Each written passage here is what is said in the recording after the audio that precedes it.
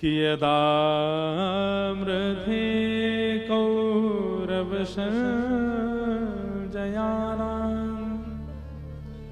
वीरेस्वथो वीरगतिं गतेषु ब्रकोदरा विगदा विमर्श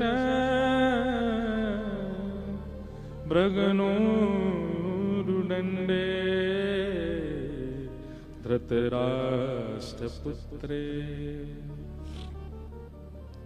महाभारत का प्रसंग बहुत सावधानी से सुनिएगा। श्रीमद् भागवत जी में महाभारत का विश्राम प्रसंग है। मैं ज्यादा विस्तार नहीं करूंगा। बहुत समय से मैंने भीष्म स्तुति नहीं कही, आज मैं भीष्म स्तुति सुनाऊंगा, तो इसलिए भीष्म स्तुति तक पहुंचना है।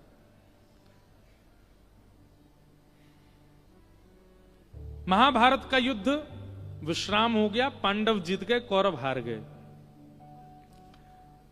लेकिन दुर्योधन वो भी मरा नहीं था। बदला लेने के लिए उसने गुरुपुत्र अश्वत्थामा को आज्ञा कर दी कि तुम सोते हुए पांडवों को मार दो। सोते हुए पांडवों को मारने के लिए गया तो भगवान पांडवों को लेके कहीं और चले गए और वहां द्रौपदी के 5 पुत्र सोते रह गए। अश्वत्थामा ने उनको मार दिया, जिसके कारण अर्जुन ने अश्वत्थामा को बंदी बना करके द्रौपदी के सन्मुख प्रस्तुत किया। प्रसंग बहुत बृहद है, मैंने बहुत बार कथाओं में विस्तार से कहा है।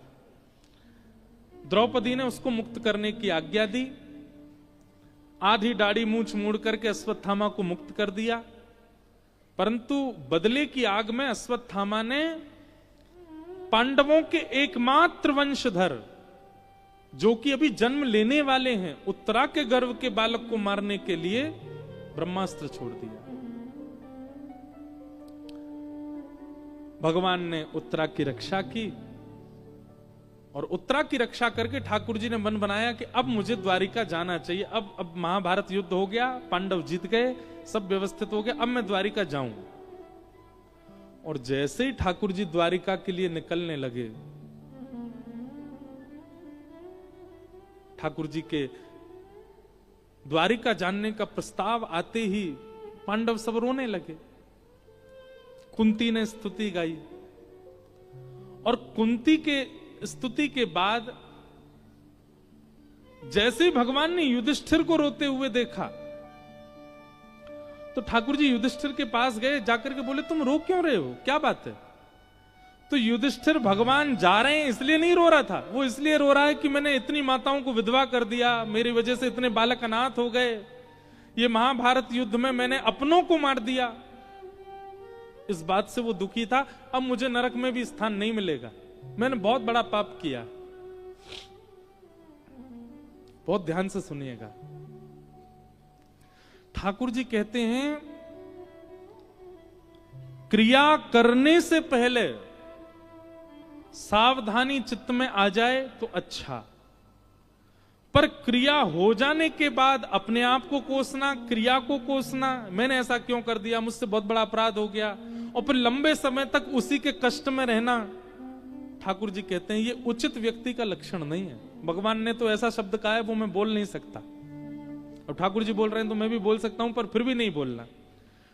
मतलब क्रिया करने से पहले सावधान नहीं हुआ है, क्रिया हो जाने के बाद फिर कर्म पे हाथ धर के बेटा मैंने ऐसा क्यों कर दिया, मुझसे बहुत बड़ा अपराध हो गया, मैं बहुत बड़ा पापी हूं, मुझे नरक मिलना चाहिए, मुझे ऐसा होना चाहिए। ठाकुर जी कहते हैं ये उचित व्यक्ति नहीं है। महाभारत युद्ध प्रारंभ से पूर्व अर्जुन व्याकुल हुआ था, उचित है, और मैंने उसको गीता सुनाई। लेकिन पूरा युद्ध हो गया और अब युधिष्ठिर रो रहे हैं मैंने अपनों को मार दिया, मैंने माताओं को विधवा कर दिया, मैंने बच्चों को अनाथ कर दिया। अब रोने से क्या फायदा, जब चुड़िया चुग गई खेत, अब रोने से क्या फायदा, जब खेत पूरा उजड़ गया। अरे खेत उजड़ गया तो अब प्रयास करो कि फिर से उपजाऊ हो।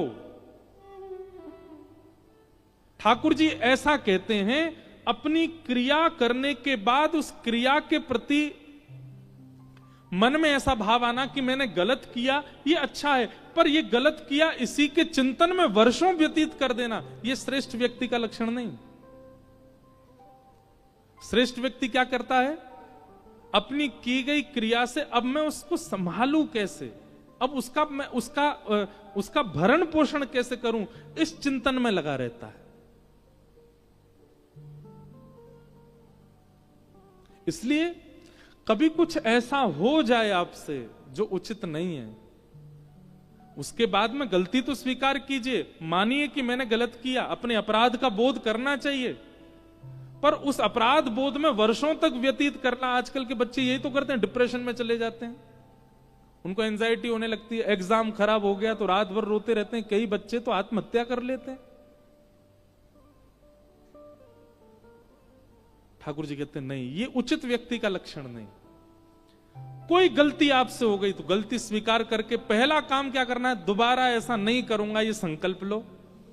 और अब जो बिगड़ गया है उसको कैसे संभाला? सीधी बात, एक माताओं बहनों के उदाहरण से समझाऊं, सब्जी में नमक ज्यादा पड़ गया, उसके बाद सब्जी को डस्टबिन में फेंक देना ये उचित लक्षण नहीं है।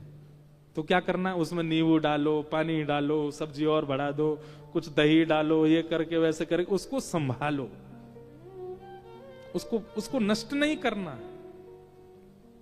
यही ठाकुर जी समझाते हैं गीता में। हम मानव हैं और गलती सबसे होती है। मैं व्यासपीठ पे बैठा हूं, मुझसे कोई गलती नहीं हुई होगी या नहीं होगी ऐसा नहीं है। सब लोग इधर देखो, इधर देखो, इधर देखो, इतने देखो।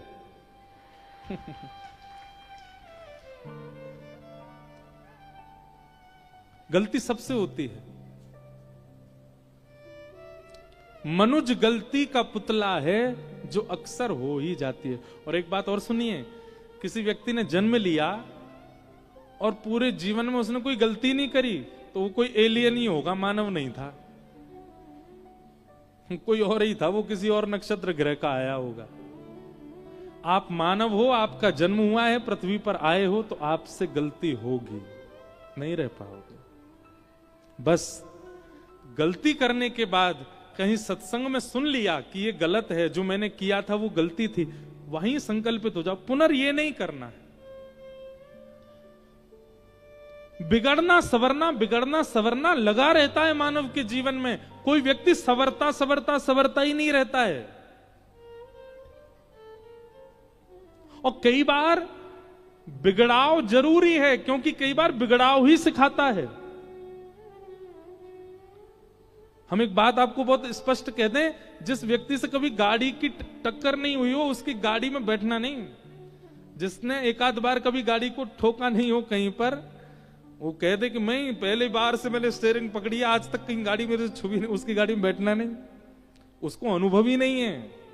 अनुभव उसी को होगा जो एक आध बार कहीं कहीं लगा चुका है।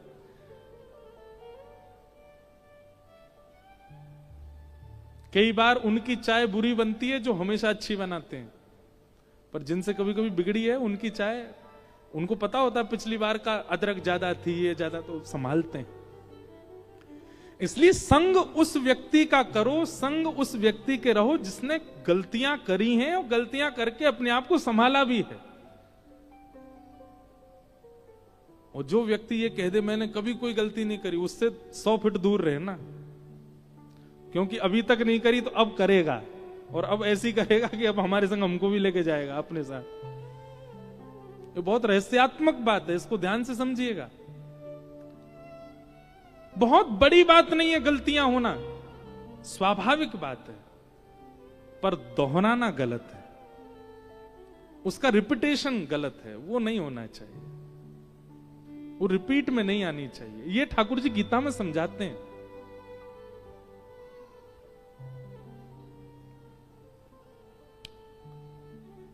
भगवान कहते हैं अर्जुन को मोह हुआ था, युद्ध करने से पहले उसने धनुष बाण छोड़ दिए, मैं युद्ध नहीं कर सकता। उसको गीता मैंने सुनाई, और जब युद्ध हो गया, सब खत्म हो गया, सब कुछ हो गया, अब रो रहे हैं युधिष्ठिर। भगवान बोले अब मैं नहीं समझाऊंगा, अब तो मेरा भक्त भीष्म पितामह समझाएगा। और देखना बंधुओं, एक इतनी विलक्षणता है ठाकुर जी ने समझाया तो अकेले अर्जुन को समझ में आया, लेकिन ठाकुर जी के भक्त भीष्म पितामह ने समझाया तो सारे पांडवों को समझ में आ गया। एक बात स्पष्ट है कि ठाकुर जी अपनी कथा स्वयं नहीं गा सकते। ठाकुर जी की कथा तो कोई वैष्णव ही सुना सकता है, ठाकुर जी की कथा तो कोई उनका जन ही सुना सकता है। ठाकुर जी हर चीज में निपुण होंगे, लीला अच्छी कर देंगे, ठाकुर जी श्रृंगार अच्छा करेंगे, ठाकुर जी रास बढ़िया कर लेंगे, ठाकुर जी कृपा अच्छी कर, पर अपनी कथा अच्छी नहीं कर पाएंगे। ठाकुर जी कथा तो उनके वैष्णव ही कर सकते हैं। तो भीष्म पितामह, महाभारत में मेरा सबसे प्रिय पात्र यदि कोई है तो वो है भीष्म पितामह। अद्भुत है। भगवान ने जैसे ही देखा युधिष्ठिर रो रहे हैं, भगवान बोले कि अब मैं नहीं समझाऊंगा युधिष्ठिर को तो भीष्म पितामह समझाएंगे। और भगवान सभी पांडवों को लेकर के रणभूमि की ओर चल पड़े। क्यों? अब यहां एक और बात थी कि भीष्म पितामह को इच्छा मृत्यु का वरदान है, ये बात सबको पता है, सबको पता है। भीष्म पितामह के पिताजी शंतनु, उन्होंने प्रसन्न होकर के अपने पुत्र को वरदान दिया था कि जब तक तुम्हारी इच्छा नहीं होगी तुम मरोगे नहीं, चाहे तुमको कोई बीच से अलग कर दे। अब भीष्म पितामह कोई बीच से अलग जैसी स्थिति, बाणों पूरे शरीर में जितने रोए हैं कम से कम उतने ही बाण लगे हैं भीष्म पितामह को, लेकिन उस अवस्था में भी बाणों की सैया पर जीवित हैं, क्योंकि इनकी इच्छा क्या है? मेरे प्राण तब निकले जब श्याम सुंदर सामने हो। मेरे प्राण कब निकले? जब ठाकुर जी। मैं एक बात कथा में कहता हूं, जीवन चाहे जैसा हो, जीवन अर्जुन जैसा हो, जीवन युधिष्ठिर जैसा हो, भीम जैसा हो, नकुल सहदेव जैसा हो, पर जीवन का अंत भीष्म पितामह जैसा हो। भीष्म पितामह। इतना तो कहना स्वामी, जब प्राण तन से निकले, गोविंद नाम लेकर, जब प्राण तन से निकले। एक बात हमारी सुनिए भैया, आप लोग ठाकुर जी से क्या क्या नहीं मांगते, सब मांगते हो, पर देखा जाए तो आप जो कुछ भी ठाकुर जी से मांगते हो वो आप परिश्रम करके स्वयं प्राप्त कर सकते हो। ठाकुर जी से केवल एक वस्तु मांगो, नाथ सुख दुख सब हम अपने कर्म से प्राप्त कर लेंगे, आप तो केवल हमारा अंत सुधार दीजिएगा। हमारी जब अंतिम श्वास जा रही हो, हमें नहीं पता कब होगा, बस उसको पवित्र आप कर देना। सागर में हमारे प्राण निकल रहे हों, जीवन भर सागर में रहे, अटल बिहारी जी के दर्शन किए, राधा वल्लभ जी के दर्शन किए, द्वारिकाधीश जी के दर्शन किए, पंडरीनाथ श्री विठल भगवान का भी मंदिर है उनके दर्शन किए, लेकिन नाथ अंतिम समय जब आए ना, जीवन भर तो मैं आऊंगा आपके पास, पर अंतिम समय में मुझे खोज लेना, मैं कहां हूं, आप आ जाना मेरे पास, बस इतना कर दीजिए। ये मांगा कीजिए ठाकुर जी से। कहते हैं ना, अंत भला तो सब भला। आपने जीवन में करोड़ों कमाए, जीवन में अनेकों का प्रेम कमाया, पर अंत आपका पावन नहीं हुआ तो जीवन चाहे जैसा हुआ हो।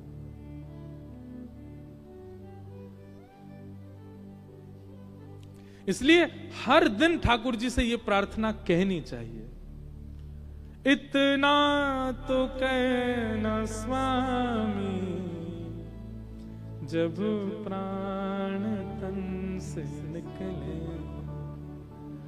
गोविंद नाम लेकर, जब प्राण तन से निकले। हे नाथ, मेरे जब प्राण निकल रहे हो तब मुख से अपने आप गोविंद शब्द का उच्चारण हो जाए, और आप मेरे सामने खड़े हो। कैसे खड़े हो? पीतांबरी कसी हो, मुखड़े पे कुछ हंसी हो, छवि मन में ये बसी जब प्राण तन से निकले। श्री गंगा जी का तट हो, यमुना का वंशीवट हो, मेरा सांवरा निकट हो, जब प्राण तन से निकले। एक राजस्थान के एक भक्त थे, वो जन्म से ही बड़े उदासीन हो गए। उदासीन का मतलब उदास को नहीं कहते, उदासीन का मतलब जो संसार से बहिर अंतर्मुखी हो जाए। ब्याह में रुचि नहीं, व्यंजनों में रुचि नहीं, वस्त्रों में रुचि नहीं, श्रृंगार में रुचि नहीं, व्यवहार में रुचि नहीं, उसको कहते हैं उदासीन। कई परिवारों में जन्म से ही बालक उदासीन से हो जाते हैं, उनको ज्यादा मन नहीं लगता। उनसे कहो कि भाई यार तुम्हारे घर में ब्याह है, सज धज लो, ऐसे ही आ जाएंगे। उनसे कह लो बढ़िया रोटी बनी है खा लो, ना धरो इसमें मिर्च का अचार दो, ऐसे ही खा लेंगे। कोई उनका ना तो उनके जीव में इतना स्वाद होता है, ना उनके तन को इतनी सजने संवरने की इच्छा होती है, ना उनको ऐसा मन कि मुझसे कोई ज्यादा लोग बात, वो जन्म से ही उदासीन होते हैं। तो राजस्थान में 3 भाई थे, बीच वाले एक भैया वो उदासीन, उनको मुझे नाम याद नहीं आ रहा उनका, सब जगह से उदासीन हो गए। उनके बड़े भैया छोटे भैया सबने खूब प्रयास किया कि हमारे बीच वाले भैया कहीं काम करें, कहीं नौकरी करें, कहीं लग जाएं, कुछ तो कमाएं। राजा के यहां दोनों बड़े भैया और छोटे भैया दोनों कार्य करते थे, और राजा से कह के उन्होंने बीच वाले भैया की भी नौकरी लगवा दी, लेकिन 2-3 दिन काम करके भागे आए, मन नहीं लगा।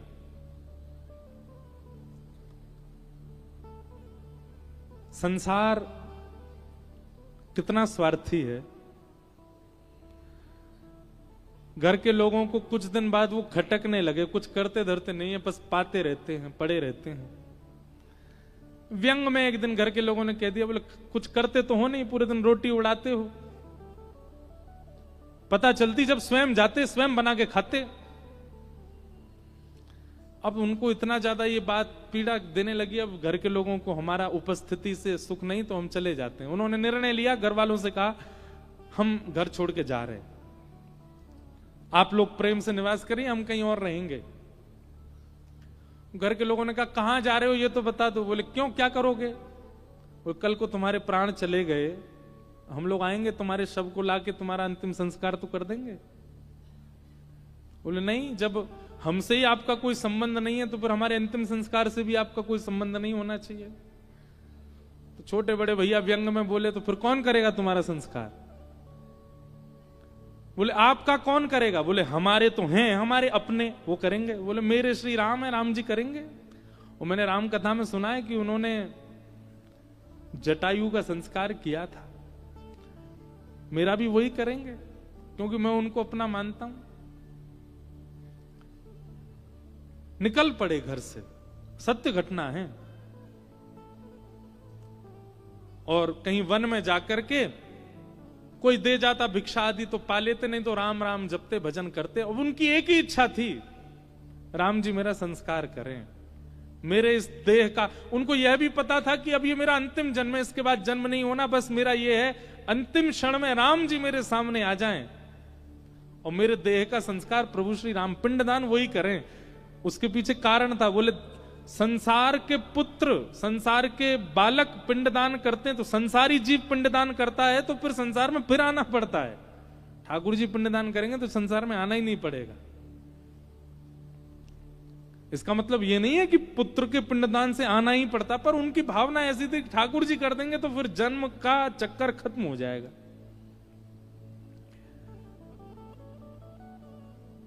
उनका अंतिम समय आया, और अंतिम समय आया तो जीवन भर जिस भावना से उन्होंने भजन किया था वो पूर्ण हुआ, और प्रभु श्री राम उनके सामने प्रकट हो गए।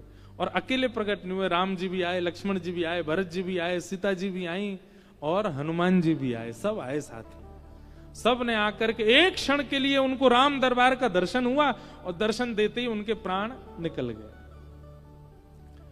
प्राण जैसे निकले, ठाकुर जी के नेत्र सजल हो गए। अब देखो, कोई जीवित अवस्था में अगर ठाकुर जी को बुलाए तो ठाकुर जी का आना संभव होगा? मुझे नहीं लगता कि वे आएंगे। हम ना तो हमारी भक्ति ऐसी कि ठाकुर जी हमारी जीवित अवस्था में आ जाएं। इसलिए ठाकुर जी से यही मांगो कि अंतिम क्षण में आ जाना आप। राम जी आ गए। राम जी ने तुरंत लक्ष्मण जी भरत जी से कहा, व्यवस्था करो, इनका संस्कार करना है। लक्ष्मण जी ने, भरत जी ने लकड़ियां तोड़ी, लक्ष्मण जी ने चिता बनाई, सब व्यवस्था हुई। और सबके मन में यह भाव था कि जटायु का संस्कार तो केवल लक्ष्मण जी ने देखा था, आज ठाकुर जी के हाथों एक परम वैष्णव का संस्कार हम भी देखेंगे। हनुमान जी महाराज चरणों में गिर गए, बोले भगवान हम आपसे एक प्रार्थना करना चाहते हैं। क्या? आप तो जटायु जी का संस्कार कर चुके हैं, अंतिम संस्कार भी एक बहुत बड़ा यज्ञ माना जाता है। जिन परिवारों में लोगों का गमन होता है और फिर अंतिम संस्कार जिसका दायित्व होता है, उसके अनेक पाप नष्ट होते हैं, क्योंकि वो एक व्यक्ति का संस्कार कर रहा है, उसको पृथ्वी से प्रस्थान करा रहा है। जैसे जन्मदात्री मां को बहुत श्रेष्ठ माना जाता है, ऐसे अंतिम संस्कार करने वाले पुत्र को भी बहुत श्रेष्ठ माना जाता है, क्योंकि एक की कृपा से आपका जन्म हुआ है और एक की कृपा से आप प्रस्थान कर रहे हो। इसलिए अंतिम संस्कार करने वाला सुपात्र होना चाहिए, इसीलिए पुत्रों को पात्र बनाइए। एक माता जी हमारे पास आई थी कल परसों, उन्होंने एक बात कही, बोले महाराज जी हमारे बुंदेलखंड में अगर पुत्र जन्म ना ले तो हमारे बुंदेलखंड में बहुत उसके प्रति, मां के प्रति, उसके प्रति बहुत दुर्भावना रखी जाती है। आप कृपा करके इस विषय में थोड़ा कहिएगा, हम आपसे निवेदन करें। सबसे पहले तो देखिए, पुत्र की कामना एक ना एक दिन सबको हो जाती है, परंतु अगर आप परम वैष्णव हो, पुत्र की कामना मत कीजिए, पात्र की कामना कीजिए। किसकी कामना? पात्र की। और पात्र पुत्री भी होती है। हम ये भी नहीं कहेंगे कि पुत्री की ही कामना करो या पुत्र की ही कामना करो, दोनों में से कोई भी आए, आना पात्र चाहिए, आना श्रेष्ठ चाहिए, वो पात्र हो।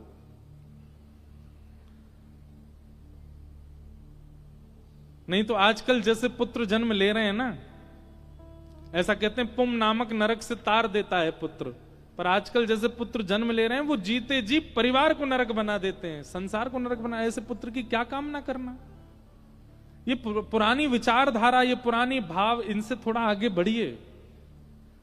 ना तो हम पुत्र के पक्ष में, ना हम पुत्री के पक्ष में, हम पात्र के पक्ष में। पात्र बने, चाहे जो आवे घर में उसको पात्र, उसका निर्माण आपको करना है, उसका श्रेष्ठ निर्माण कीजिए।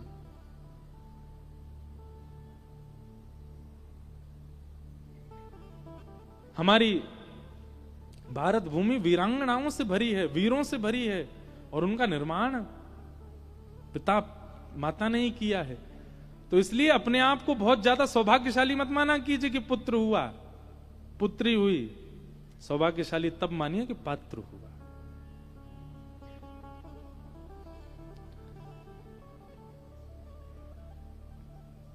हनुमान जी महाराज बोले, भगवान आप तो एक का संस्कार कर चुके हैं, कृपा करके हम आपसे प्रार्थना कर, इनके संस्कार का अधिकार हमको दीजिए। हम इनका संस्कार करेंगे और 13 दिन तक जो नियम होते सबका पालन हम करेंगे। राम जी महाराज इतने प्रसन्न हो गए, और फिर उस वैष्णव भक्त का संस्कार अनंत बलवंत श्री हनुमान जी महाराज ने किया।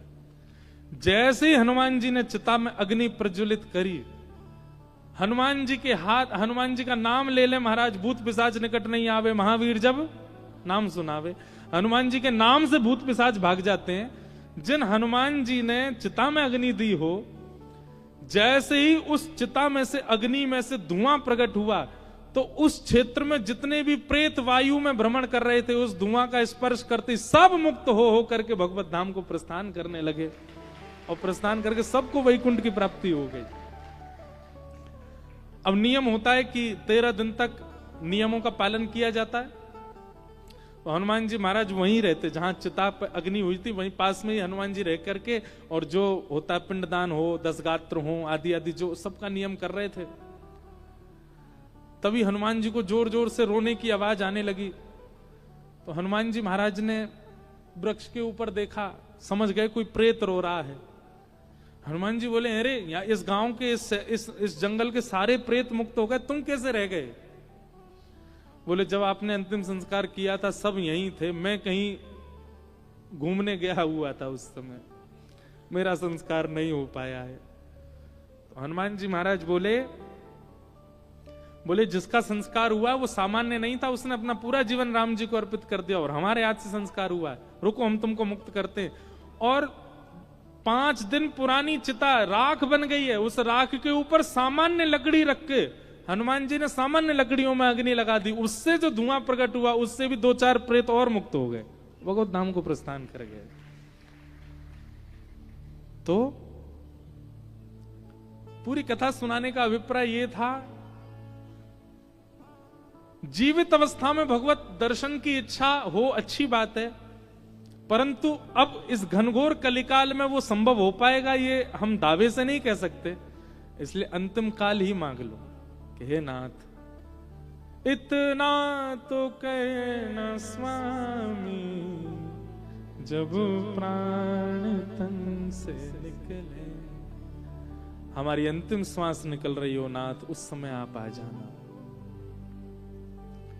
भीष्म पितामह को जिस समय उनके पिता ने वरदान दिया कि तुमको इच्छा मृत्यु का वरदान है, तुम जब इच्छा करोगे तभी तुम्हारे प्राण निकलेंगे, चाहे तुम्हारे शरीर का कोई विदर्ण क्यों ना कर दे, उसी समय भीष्म पितामह ने नेत्र बंद करके इच्छा मृत्यु धारण कर ली थी कि मेरे प्राण तभी निकलें जब द्वारिकाधीश श्री कृष्ण मेरे सामने खड़े हों, उनको देखते देखते मैं प्राण त्यागूंगा। ये इच्छा मृत्यु थी। आज पूरा बदन उनका बाणों से आच्छादित हो गया, मृत्यु देवी सामने खड़ी है, पर भीष्म पितामह कहते हैं स्पर्श मत करना मेरी अंतिम इच्छा है कि द्वारिकाधीश सामने आएंगे तभी प्राण त्यागूंगा।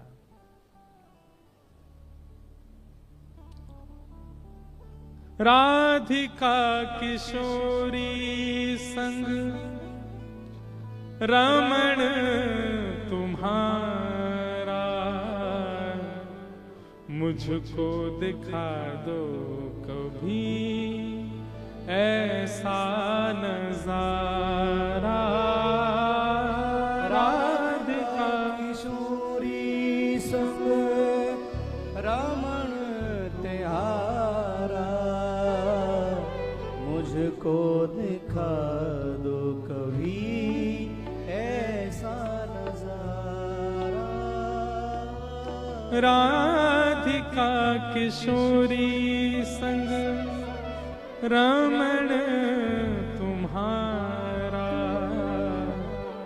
मुझको दिखा दो कभी ऐसा नजारा।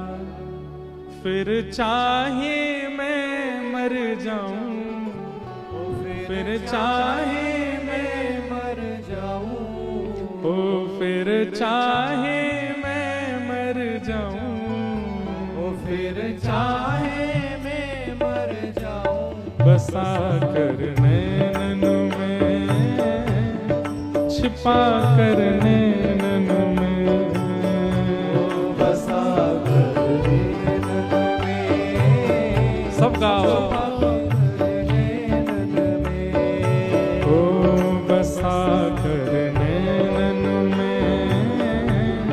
छिपा कर नैनन में, बसा कर नैनन में, बहुत प्यारी पंक्ति है। छिपा कर नैनन में, ओ राधिका किशोरी संग रमण तुम्हारा, मुझको दिखा दो कभी ऐसा नजारा।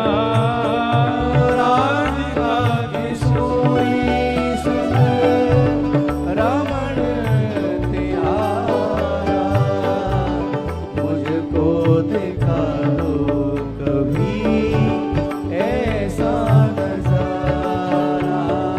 हमारे ब्रज में कहते हैं, हे श्याम सुंदर, आप और किशोरी जी दोनों बस विहार करते हुए किसी दिन वृंदावन में दिख जाओ हमको। एक बार श्यामा श्याम दोनों दिख गए, इन नेत्रों में विराजमान हो गए। उसके बाद फिर चाहे मैं मर जाऊं, ओ फिर चाहे मैं मर जाऊं, फिर चाहे मैं मर जाऊं, फिर चाहे मैं मर जाऊं, बसा कर नैनों में, छिपा कर नैनों में, बसा कर नैन में, छिपा कर नैन में, ओ बसा कर नैनों में, छिपा कर नैनों में, बसा कर नैन में, छुपा कर नैन में। ओ मनमोहन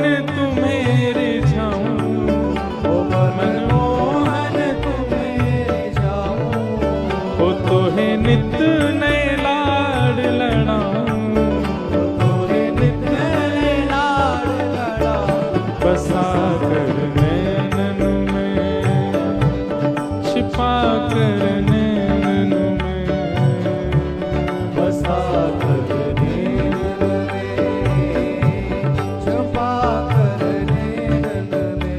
ओ बसा कर नैनों में, छिपा कर नैनों में, बसा कर नैन में, छिपा कर नैन में। श्री राधा रमण लाल की।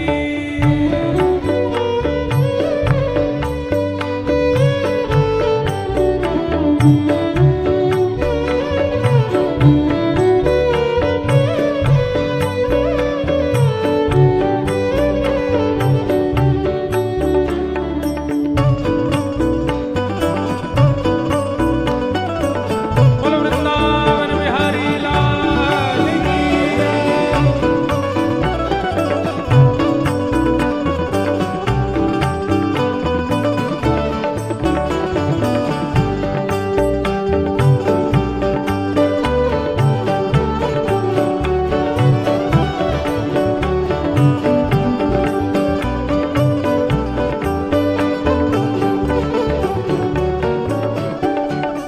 शब्द सुनिएगा।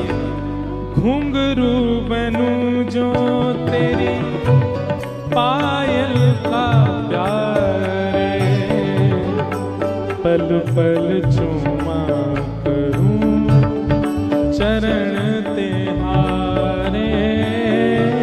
घुंघरू बनूं जो तेरी पायल का प्यारे, पल पल चुमा करूं चरण। एक बात याद रखिएगा, ठाकुर जी के श्रृंगार में माला जाए, वस्त्र जाए, पोशाक जाए, ये सब कोई जड़ वस्तु नहीं है। ये कोई रसिक ही आए हैं वस्त्र बनकर के ठाकुर जी के श्री अंग पर। ये कोई माला जो है, कोई रसिक ही आए हैं ठाकुर जी की माला बन के। श्री हितरवंश महाप्रभु ही ठाकुर जी की वंशी हैं। कोई जड़ वस्तु नहीं आती है ठाकुर जी के श्री अंग पर, कोई रसिक ही आते हैं। इसलिए हमारे ठाकुर जी का जब श्रृंगार उतारा जाता है ना, श्रृंगार उतार के माथे से लगाया जाता, फिर रखा जाता है। क्यों? ये कोई रसिक हैं, ठाकुर जी के गले में आए, ठाकुर जी के शीश पर आए, ठाकुर जी के कान पर आए। घुंघरू बनूं जो तेरी पायल का प्यारे, पल पल चूमा करूं चरण तिहारे। घुंघरू बनूं जो तेरी पायल का प्यारे, पल पल चुमा करूं। और क्या करूंगा घुंघरू बन के? ओ तेरे संग संग नाचूं गाऊं, ओ तेरे संग संग नाचूं, तेरे संग संग नाचूं गाऊं, तेरे संग संग नाचूं, बसा कर नैनों में, छिपा कर नैनों में,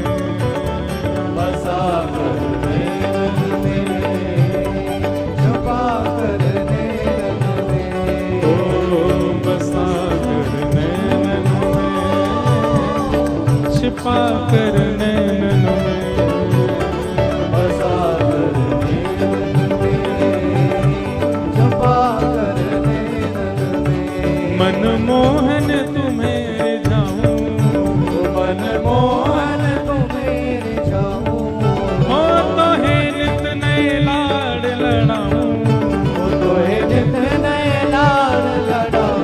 बसा कर नैनन में, छिपा कर नैनन में, बसा कर नैनन में, छुपा कर नैनन बोल राधा वल्लभ लाल की।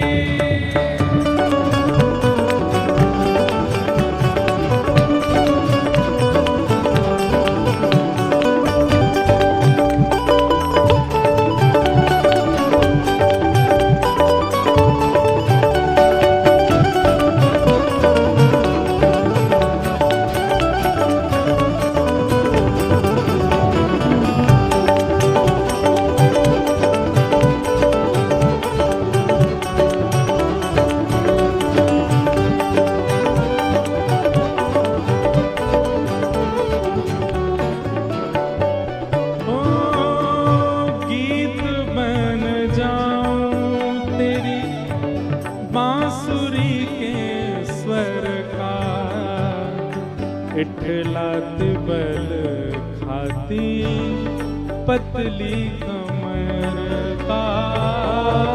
गीत बन जाऊं तेरी बांसुरी के स्वर का, इठलाती बल खाती पतली कमर ओ का।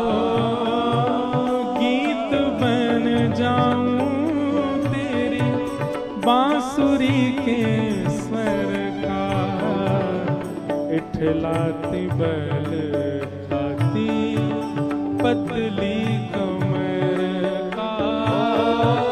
गीत बन जाऊं तेरी बांसुरी के स्वर का, इठलाती बल खाती और क्या बनूं? पतली कमर का। ओ पीला पटका बन जाऊं, ओ पीला पटका बन जाऊं, पीला पटका बन जाऊं, ओ पीला पटका कैसे? बन जाऊं। बसा कर नैनन में, छिपा कर नैनन में, बसा कर नैनन में, छुपा कर नैनन में। ओ बसा कर नैनन में, छिपा कर नैनन में, बसा कर नैनन में, छुपा भाव भाव से हे मनमोहन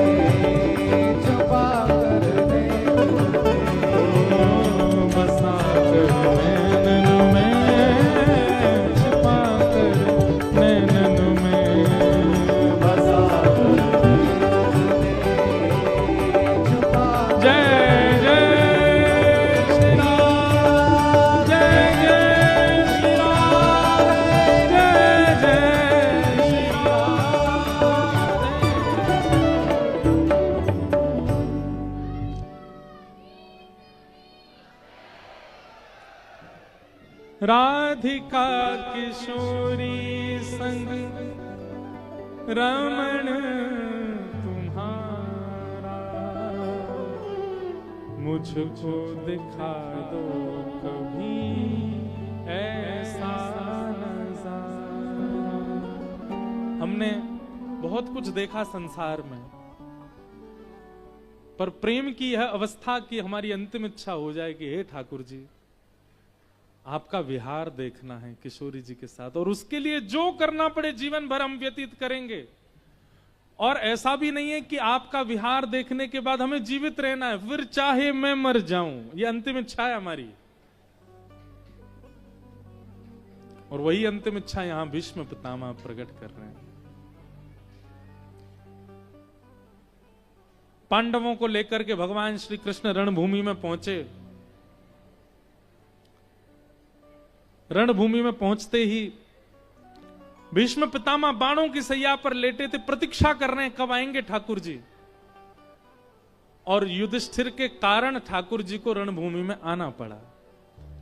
और जैसे ही देखा पीली पीतांबरी पहन करके मोर पिछ लहरा रहा है, सुंदर कटाक्ष नेत्र भगवान के, शंख चक्र गदा पद्मधारी द्वारिकाधीश चल करके आ रहे हैं, भीष्म पितामह प्रसन्न हो गए। इच्छा मृत्यु का वरदान था, इसका मतलब यह नहीं कि उनको पीड़ा नहीं हो रही थी, बहुत पीड़ा हो रही थी, पर प्रतीक्षा कर रहे हैं। एक बात कहें बंधुओं, प्रतीक्षा बहुत आवश्यक है अगर प्रेम के आप उपासक हो तो।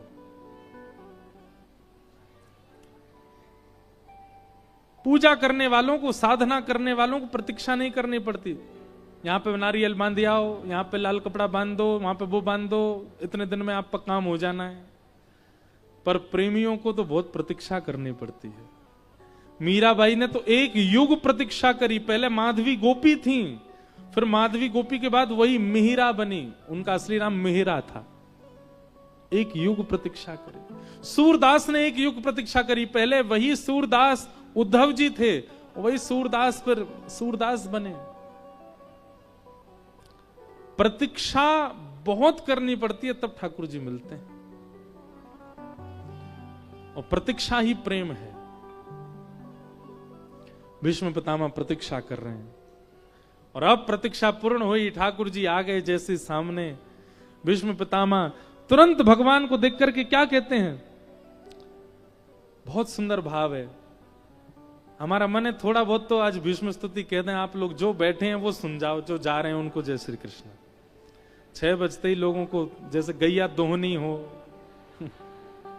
अच्छा, एक और बात है, हम इसलिए कुछ नहीं कहते, शहर से इतना दूर कथा है, लोगों के घर दूर होंगे, इसलिए हम किसी को टोकते नहीं, लेकिन जो लोग बैठे हैं वो सुनो। जैसे ही भगवान सामने आकर के खड़े हुए, भीष्म पितामह तुरंत अपने बाणों की सैया पर लेटे लेटे बोलते हैं, सदैव देवो भगवान प्रतीक्षता कलेवरम यावदिदं मनोम्य प्रसन्न हासारुणलो चलो मुखाम्बुजो ध्यान पतश्चतुर्भुज।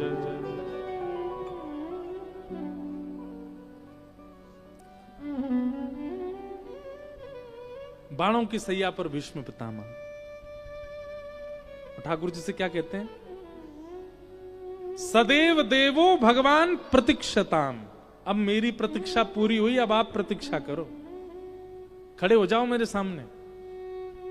भगवान सामने आकर के खड़े हो गए, बाणों की सैया पर लेटे हैं, रोम रोम में बाण लगा, रक्त निकल रहा है भीष्म पितामह के अंग से, और प्रसन्न मुद्रा है भीष्म पितामह की।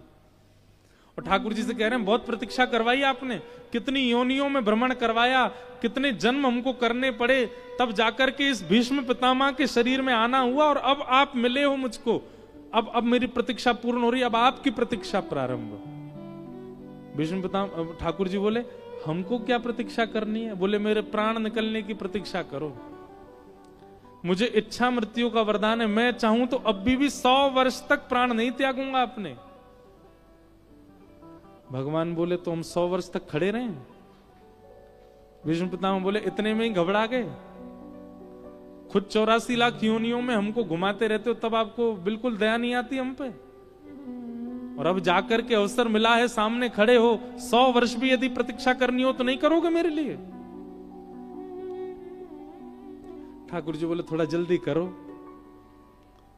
हमको द्वारिका भी जाना। भगवान विष्णु पितामह बोले खड़े रहो चुपचाप, अब तो एक एक रों को जी भर के देखूंगा, और जब मन मेरा परिपूर्ण हो जाएगा तब अपने प्राण त्यागूंगा।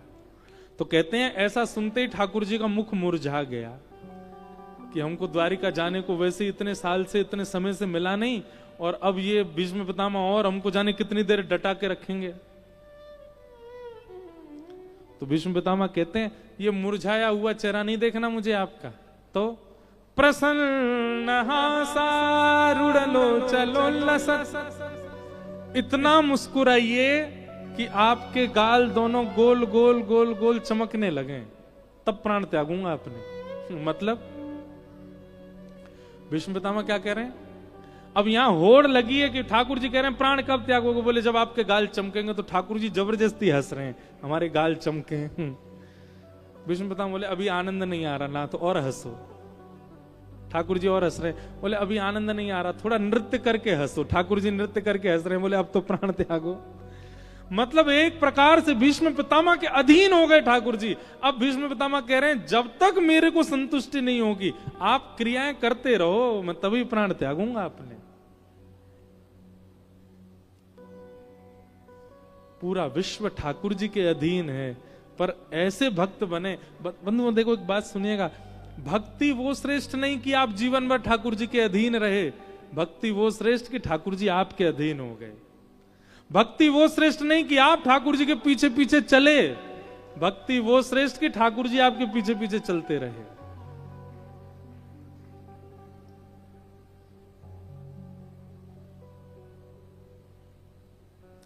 जगन्नाथपुरी कितने लोग गए? हाथ ऊपर करो। जगन्नाथपुरी जाते हैं तो वहां भुवनेश्वर से जगन्नाथपुरी के बीच में एक स्थान पड़ता, साक्षी गोपाल, नाम सुना? ऐसा कहते हैं कि पूरी की यात्रा करने के बाद जब आप वापस अपने घर जाओ तो साक्षी गोपाल को प्रणाम करना चाहिए, क्योंकि आपकी जगन्नाथ यात्रा की साक्षी वही करेंगे। वो साक्षी गोपाल भगवान भी हमारे वृंदावन से गए वहां पर, और कैसे गए इतनी सुंदर कथा है। अब भीष्म स्तुति तो कल ही होगी, अब ये कथा के बाद हम विराम देते हैं।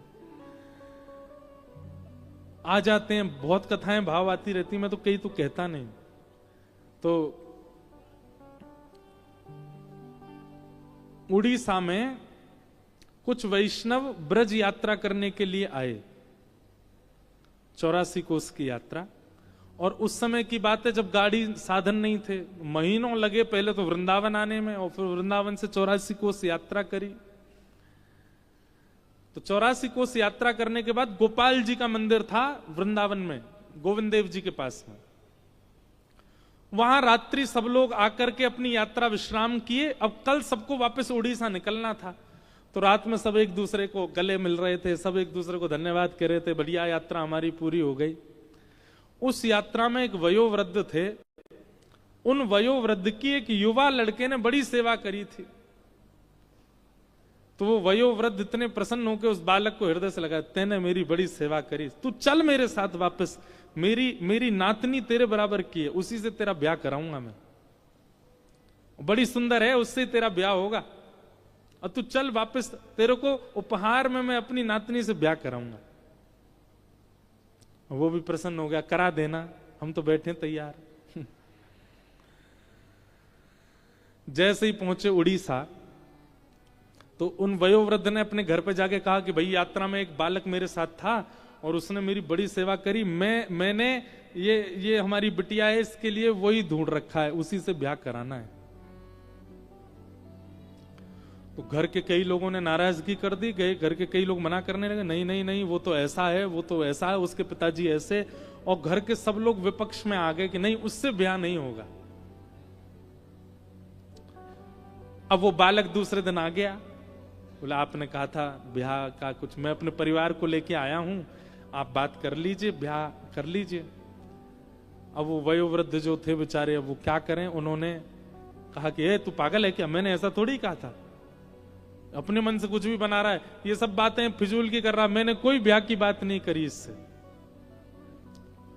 बालक बोला आप मेरा ब्याह मत करिए, मुझे मंजूर है, पर झूठ मत बोलिए, आप पहले स्वीकार कीजिए कि आपने कहा था, उसके बाद भले ही ब्याह मत कीजिएगा मेरा। लेकिन वो वयोवृद्ध माने भी नहीं, नहीं नहीं मैं स्वीकार नहीं करूंगा, मैंने कहा ही नहीं कि मैं ब्याह करूंगा। महाराज पंच जुड़ गए, पूरा गांव इकट्ठा हो गया। अब वो बालक कहे कि इन्होंने कहा था, वो वृद्ध कहे कि नहीं मैंने कहा ही नहीं, अपने मन से बोल रहा है। तो पंचों ने कहा भैया देखो, इन्होंने तुमसे कहा कि अपनी नातनी से ब्याह कराएंगे, तुम दोनों के अलावा किसी तीसरे ने बात सुनी थी तुम्हारी? तो वयोवृद्ध बोला मैंने कहा ही नहीं तो सुनेगा कौन, किसी ने नहीं सुना। लेकिन वो युवा बालक बोला हाँ एक ने सुनी है। अब वो वृद्ध कहे किसने सुनी? बोले महाराज वृंदावन में गोपाल जी का मंदिर था जहां हम बैठे थे, ऐसा शास्त्र कहते हैं कि ठाकुर जी तो सब सुनते हैं, गोपाल जी ने सुनी थी, उन्होंने सुनी थी कि इन्होंने मुझसे कहा है कि ये ब्याह कराएंगे। ये सुन के सब हंसने लगे। बोले अब गोपाल जी का सुना तो अनसुना सही है। पंच बिल्कुल रद्द होने लगे, मतलब पंचायत रद्द होने लगी, सब उठ के जाने, अरे ये कोई बात नहीं, नहीं गोपाल जी ने सुना है। अब बोले मुझे इस बात की चिंता नहीं कि इन्होंने कहा किसने सुना किसने नहीं सुना, आप लोग यदि उठ के जा रहे हैं तो आप सब वेद की बातों को असत्य मानेंगे कि ठाकुर जी सुनते हैं। आप लोग यदि यहां से उठ के गए तो मैं घोर नास्तिक हो जाऊंगा, मैं जीवन में कभी ठाकुर जी को नहीं मानूंगा। या तो मेरी बात मानिए कि ठाकुर जी ने सुना है, और अगर आप नहीं मानेंगे तो मैं जीवन भर के लिए नास्तिक हो जाऊंगा। गांव के सब लोग बोले तो बड़ी विडंबना है।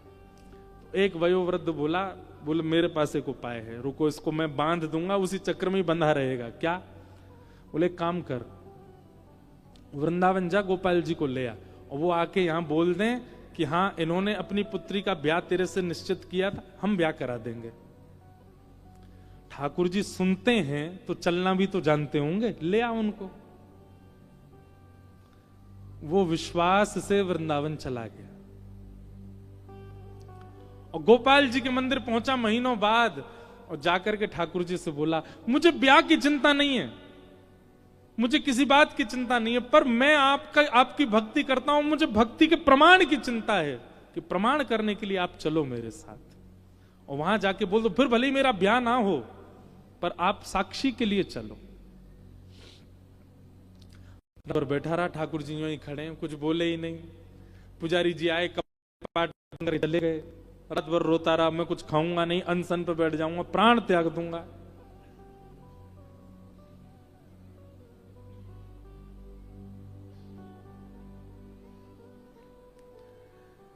रात भर रोते रोते ब्रह्म मुहूर्त हो गया, सिर पटकने लगा अपना द्वार पे ही। इतने में ही भीतर कपाट के अंदर से ठाकुर जी बोले ए पागल, ये कलयुग है और कलयुग में मैं स्थिर मूर्ति बन गया हूं, मूर्ति कोई चलती है क्या? बाहर से वो वैष्णव बोला मूर्ति बोलती भी तो नहीं है, आप बोल क्यों रहे हो? बोल रहे हो तो उसका मतलब चलना भी जानते हो। इतने में ठाकुर जी स्वयं प्रकट हो गए, प्रकट होके अपने आप कपाट खोल के उसके सामने आके ठाड़े हो गए। वाह रे जिद्दी, तेरी बात मान गए हम। ठाकुर जी बोले बैठ यहीं पे। बोले तुझे ब्याह की इतनी जल्दी? हम वृंदावन में किसी से ब्याह करा देते हैं तेरा। बोले नहीं मुझे ब्याह नहीं करना है, मुझे उससे भी ब्याह नहीं करना, पर आपकी भक्ति पर प्रश्न उठाए, इसके लिए चलो मेरे साथ। ठाकुर जी बोले कैसी बात करता, मैं कैसे चला जाऊं इतनी दूर? बोले आप परमात्मा हो, आपके लिए दूरी क्या है? यहां से वैकुंठ इतना दूर है, यहां से सूर्य इतना दूर है, यहां से चंद्रमा, आप तो सब जगह चले जाते हो। उड़ीसा आपके लिए क्या, एक पांव फलांगों से पहुंच जाओगे, चलो। ठाकुर जी बोले देखो हम ऐसे नहीं चलेंगे। 8 बार भोग लगता है वृंदावन में हमारा, सुबह से रात्रि तक, और रास्ता में भी 8 बार भोग की व्यवस्था करो तो हम चले। बोला मैं कर दूंगा व्यवस्था, पूरी अपनी संपत्ति लुटा दूंगा, लेकिन आप लो। भगवान पीछे पलट के मत देखना। भोग पाने के बाद जब हम चला करेंगे तो हम पीछे चला करेंगे, तुम आगे आगे चलना। बोले क्यों? बोले हम मधुर मधुर मुस्कान, मधुर ताल, मधुर मधुर ढंग से चलते हैं, कहीं हमारी किसी छवि पर तुम मोहित होकर प्राण त्याग दिए तो? हमारी छवि तो प्राण हरण कर लेती है, अब हमारी किसी छवि पर तुम्हारे प्राण चले गए तो वन में अकेला रह जाऊंगा मैं। इसलिए तुम पीछे मत देखना। उसने कहा कि मुझे कैसे पता चलेगा कि आप चल रहे हो? ठाकुर जी बोले हम नूपुर पहन के चलेंगे, नूपुरों की आवाज आएगी तुमको। तो ठीक है। महाराज पूरे वृंदावन से खूब सामग्री खरीदी उसने और ठाकुर जी को लेकर के रात्रि में ही निकल पड़े। ठाकुर जी नूपुर बजाते भये, टेढ़ी मेढ़ी सी चाल, लटक झटक करके चल रहे हैं, कभी कोई रूप बना में, कभी कोई। हमारे यहाँ इतने सुंदर सुंदर पद हैं ठाकुर जी की चाल के,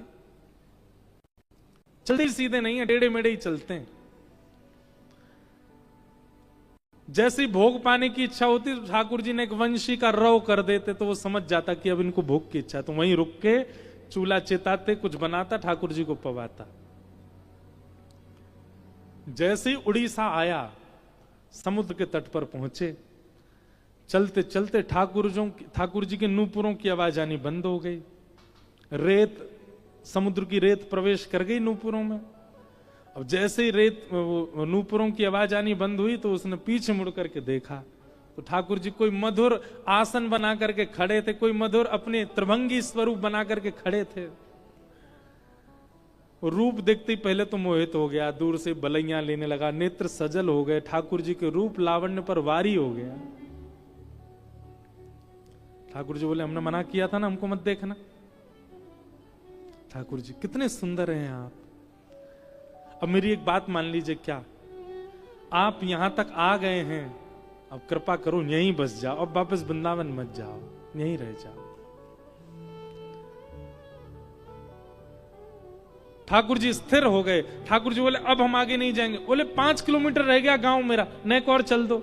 भगवान बोले इतने किलोमीटर चल के आ गए, अब 5 किलोमीटर तेरे गांव के नहीं आ सकते? यहाँ पे बुला ला उनको यहीं पे। और फिर ठाकुर जी ने कहा ये जगन्नाथपुरी का मार्ग है, कालांतर में लोग जगन्नाथपुरी जाएंगे, तेरी साक्षी देने के लिए मैं यहां आया हूं। अब नियम लेता हूं, जो भी यहां आएगा सबकी साक्षी रखूंगा कि सब जगन्नाथपुरी आए थे। इसलिए उनका नाम पड़ा श्री साक्षी गोपाल। भक्ति कैसी? आप ठाकुर जी के पीछे चले नहीं, ठाकुर जी आपके पीछे चल दिए। आपके प्रेम में विवश होके, आपके भाव में विवश होके, आपकी श्रद्धा में विवश होके ठाकुर जी चल दिए आपके पीछे। वो प्रेम।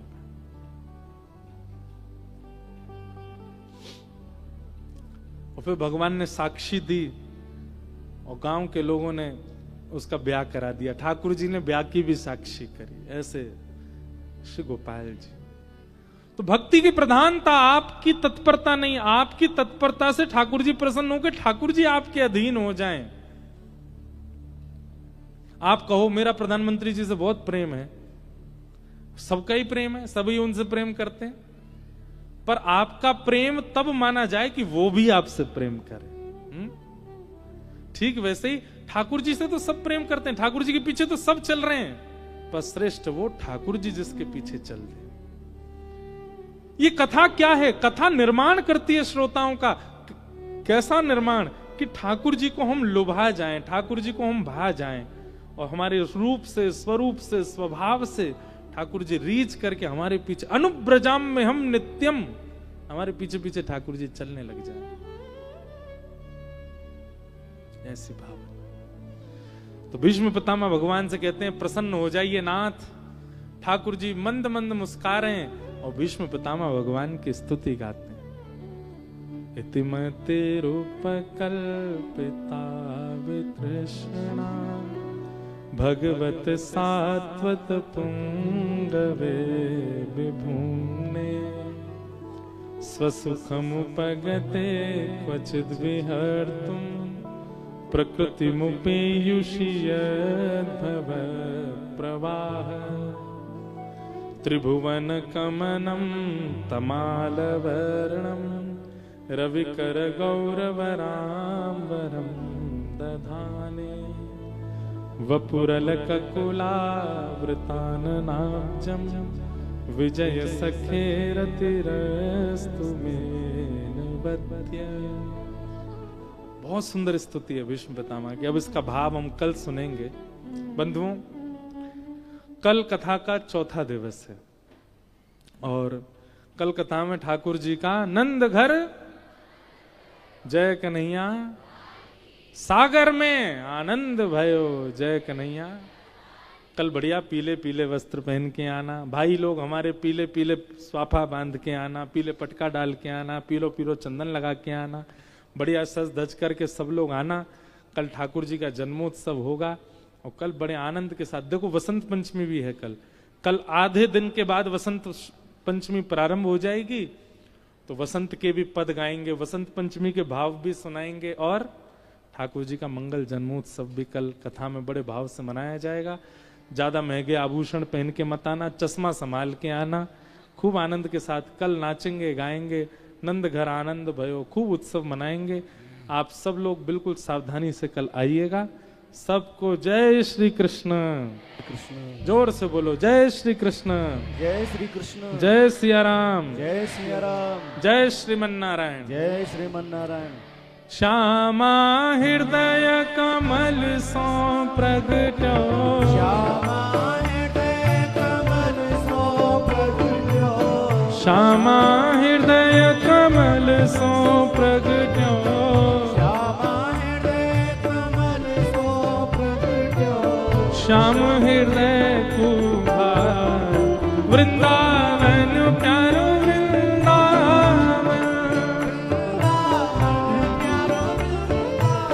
हे श्री वृंदावन मेरो वृंदावन,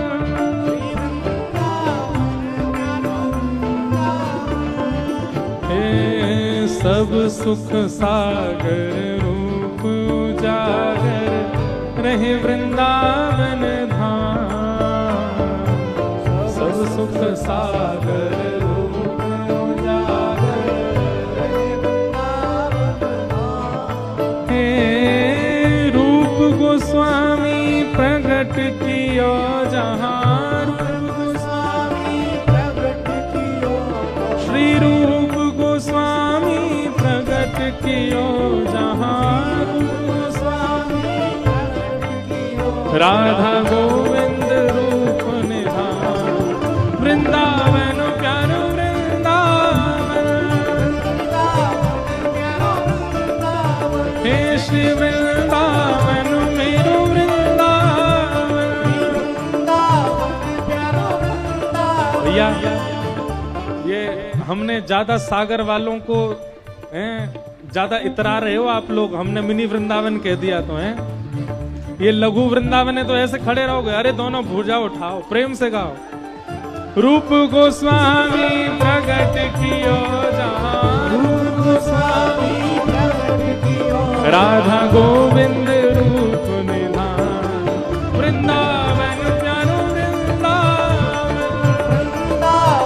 प्यारो वृंदावन, हे श्री वृंदावन मेरो वृंदावन, मेरो वृंदावन।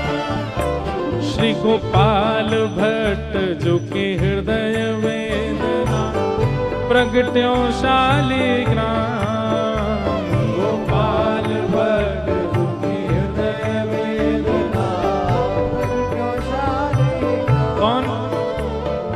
रूप सुधा को खान हमारो, रूप सुधा को वृंदावन में सब ते न्यारो, ओ प्यारो राधा रमण झूला, वृंदावन प्यारो वृंदावन, हे श्री वृंदावन मेरो वृंदावन, रूप सुधा को खान हमारो, ओ प्यारो राधा रमण झूला, वृंदावन प्यारो वृंदावन, हे श्री वृंदावन मेरो वृंदावन,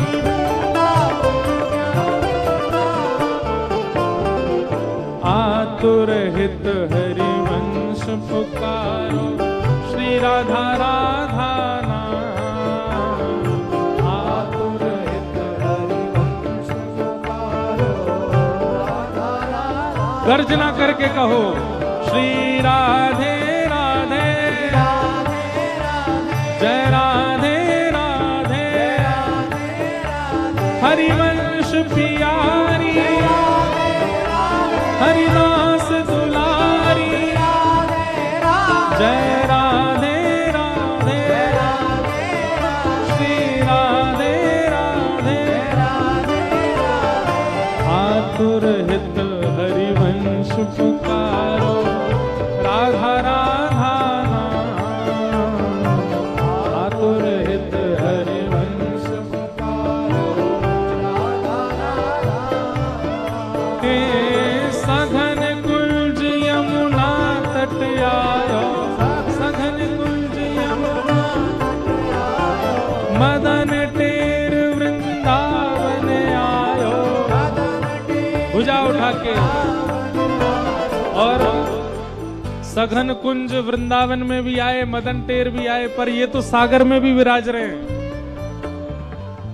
मदन टेर सागर भी आयो मदन टेर सागर भी आयो वृंदावन सागर भी आयो वृंदावन कौन ओ प्यारो राधा वल्लभ लाल वृंदावन प्यारो वृंदावन प्यारो वृंदावन हे श्री वृंदावन मेरो वृंदावन सघन कुंज यमुना तट आयो सघन कुंज यमुना तट आयो ओ प्यारो राधा वल्लभ लाल वृंदावन मेरो वृंदावन हे श्री वृंदावन मेरो वृंदावन हे भुवन चतुर्दश की सुंदरता निधिवन करत बिहार भुवन चतुर्दश की सुंदरता कौन श्यामा प्यारी कुंज बिहारी भुजा उठा के कहो भाव से श्यामा प्यारी बांके बिहारी हे श्यामा प्यारी कुंज बिहारी और जय जय श्री हरिदास वृंदावन प्यारो वृंदावन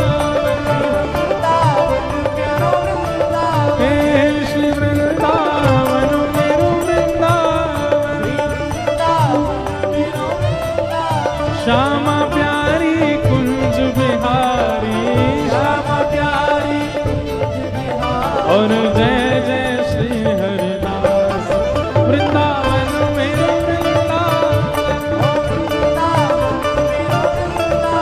हे श्री वृंदावन प्यारो वृंदावन